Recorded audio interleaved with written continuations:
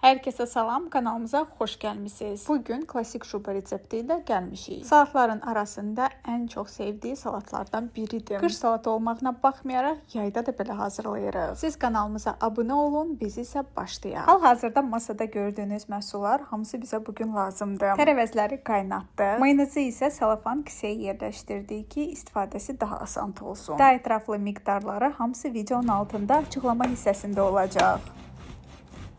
Kaynamış kartofu rendenin büyük gözünden keçirdirik. Eyni proses yumurtalarına da. Bu arada rendemiz Korkmaz markasına aittir. Neçə ildir istifadə edirik. Çox gözəldir. Hazırda yumurtaları qoyuruq qırağa və keçirik kökə. Videonun əvvəlində vurğuladığım kimi tərəvəzlər hamısı qaynamışdı.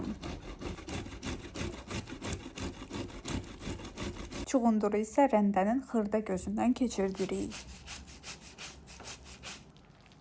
Belə sıxaraq çuğunduru artıq sudan azad edirik. Bir dənə videoda diqqət yetirin nə qədər su çıxıb. Və bu suyu tullamağa tələsməyin. Kələmin turşusuna əlavə edə bilərsiniz. Rəngi daha da tünd və gözəl olacaq. Onun resepti də mütləq paylaşacağıq bu yaxınlarda.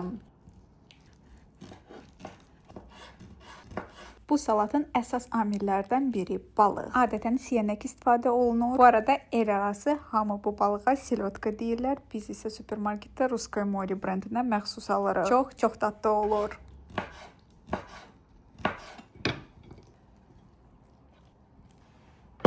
İndi isə salatımızı yığmağa başlayırıq. Heç düşünməzdim ki, ardıcılıq bu qədər önəmlidir. Və buna görə dad da dəyişilə bilər. İlk qatımız gördüyünüz kimi kartofdur. Üstünü biraz duzluyuruq. Və mayonez. Demək olar ki, hər qatı mayonezləyirik. Səliqəli qaşıqla hər tərəfə yayırıq.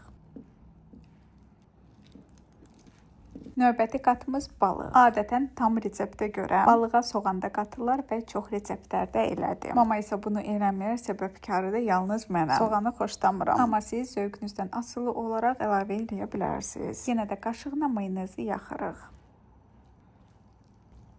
İndi isə kök. Əgər salatın tərkibində kök varsa, bizim ailə tərəfdən bu salat seviləcək. Kök evimizdə çox yeyilir.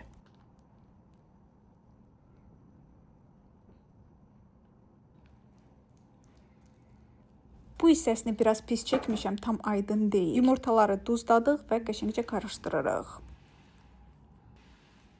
Və yenə də mayonez qatımız.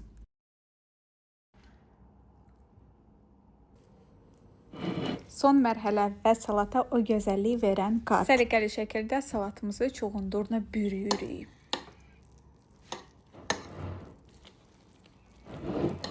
Və sonuncu mayonez qatı. Nə qədər təzə salatlar çıxsa da belə, klasik salat dadları heç nə verə bilməz. Bir neçə saatlıq soyuduca qoyuruq ki, özünü tutsun. Bu dəfə bizdə xaladelnikdə gecələdi salat. Dadı möhtəşəm alınmışdı, mütləq sınayın. Qıraqları isə salfetka ilə təmizləyirik ki, daha səliqəli bir görüntü əldə etmək üçün. Sizin üçün cəmi 1 saniyə vaxt keçdi. Biz isə sizi növbəti gündən salamlayırıq. Salatımızı adi boşqabda hazırladıq. Əgər siz qonaqlar üçün, misal üçün daha maraqlı bir formada hazırlamaq istəyirsiniz, gəlib də tort formada da yığa bilərsiniz. Qabımızın bu arada uzunluğu 26 cm-dir, enliyi isə 19 cm.